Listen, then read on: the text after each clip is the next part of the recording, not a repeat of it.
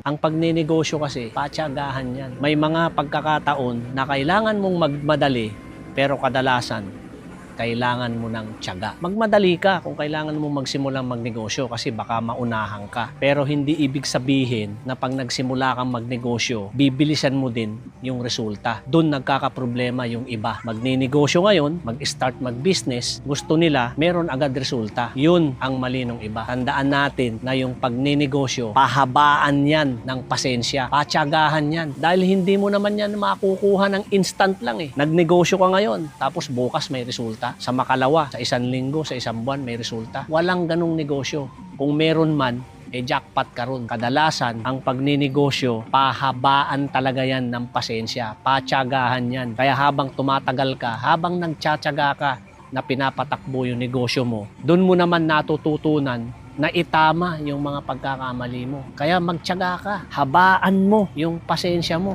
At tinitiyak ko sa'yo, magtatagumpay ka. Huwag kang mag-isip agad ng instant pag nag-start ka magnegosyo. Huwag ka agad maghanap ng resulta. Kasi kung yun ang thinking mo, masisiraan ka ng bait. Baka hindi ka talaga makapagtiyaga. Huwag kang mag-expect na pag nagnegosyo ka, instant, kita agad.